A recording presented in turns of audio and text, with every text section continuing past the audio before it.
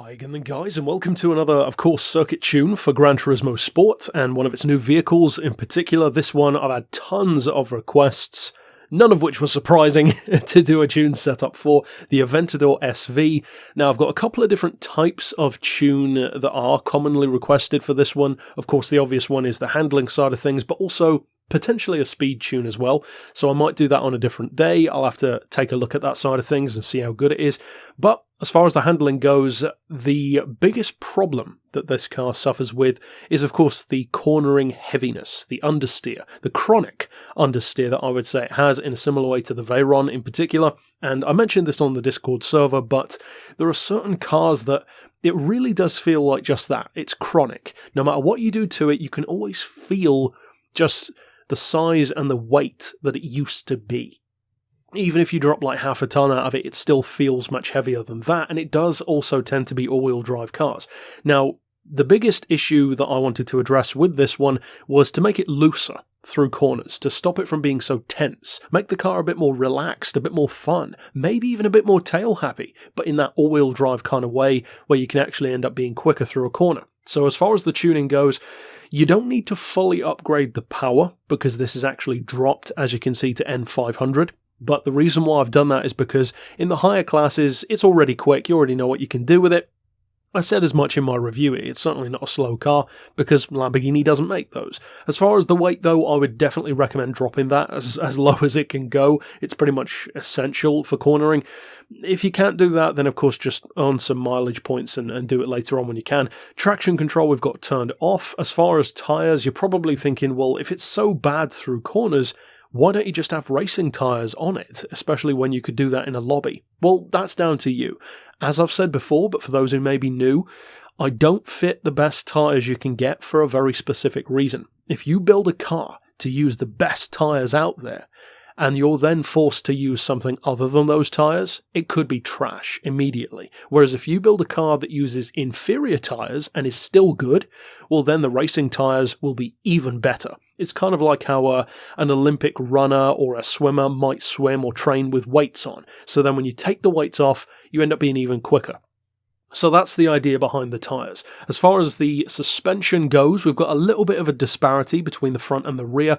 The front is easy, that's as low as it can go. Then I've got it 10mm higher on the back. That helps with the turn-in particular, keeps that weight distribution under heavy braking more towards the front, so it doesn't duck and dive so much. As far as the frequency, we've got 2.35, which is actually pretty high for this one, because I've actually used a slightly repurposed variant of my high-speed handling build that I first used on the Huayra way back in Gran Turismo 6, and I found that it was so effective that I've used it on multiple vehicles since then. Now, as far as the anti-roll, we've got that on 6. You could change that if you want to, make it a little bit looser, a little bit stiffer, depending on how you want it to feel. As far as the compression and the rebound for the dampers, that is, as I said, calling back to that Huayra tune where they are all as low as they can go, because you've got all of the stiffness just from the springs. That's more than enough. And you'll actually find that, especially for something like an all-wheel drive heavy car through corners, that setup can make a world of difference. It works really well on something like an SLR McLaren as well, which is one of my favourite cars, but it's certainly not the best thing out there through corners. As far as camber goes, I do have a bit on the front, which might surprise you given that it is a little heavy, but because sometimes, like with a front-wheel drive car, it can help you through corners in GT Sport to have some camber. So we've got 1.5 degrees on the front, more on the back, 2.5 as you can see. Once again, don't be afraid to change those if you want to. You can by all means experiment with different things, because if it doesn't work, you could just come back and use this one again as like your default setup. Then the toe is, as always, neutral. The downforce you cannot adjust, but thankfully it does have some. That's always a good thing for a track car. Something a little bit different for the diff. This might not work for everyone, but it definitely helped out for me. I knew as soon as I started tuning this thing that a lot of the make or break side of the handling would be from the diff rather than the suspension. But in conjunction with the stiff springs and the soft dampers and the ride height, etc., it works a lot better than stock, that's for sure, even with like 200 horsepower less to work with.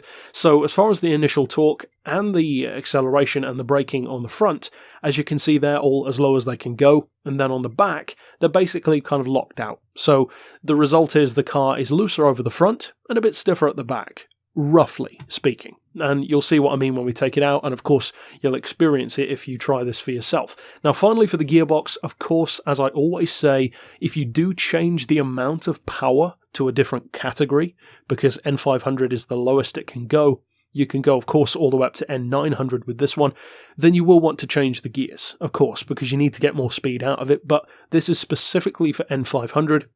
And of course, the handling side of things can apply to any class, any category that you build it to anyway. So as far as the gearbox, you want the fully customized transmission, then an auto setting of 199 miles per hour is what I've gone for. For first gear in particular, because you still want it to accelerate and launch pretty well, we've got 3950, then 2550, 1875, 1.5, 1250, 1.1, and 975 with a final drive of 3.5. So as I said, that is in particular just for N500. It's not a speed tune. Of course, it's all about the handling. So if you do decide to increase the power, try to have the better handling and more speed for a higher category, by all means do that if you want to. Just make sure you make those gears a bit longer to get more top speed out of it. Otherwise, you'll just hit the red line at like 205 or something.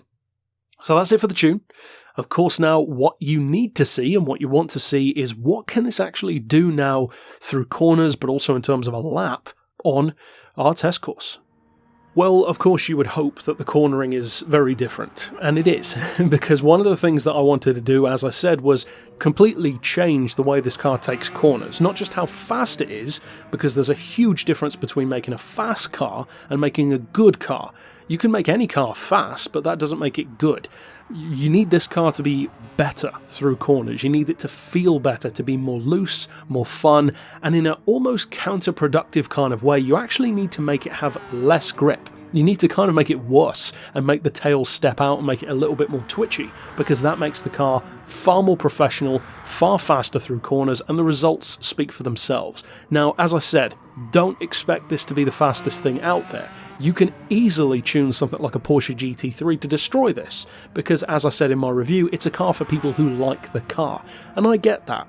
The SLR McLaren is that car for me. It's not the best thing around, but I still love it.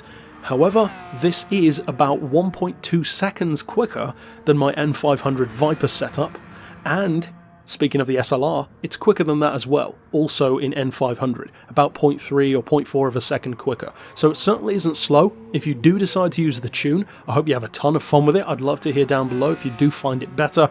And of course, if you want to check out my other tunes, click the playlist here on screen and you can see all of them. But for now, as always, thanks for watching.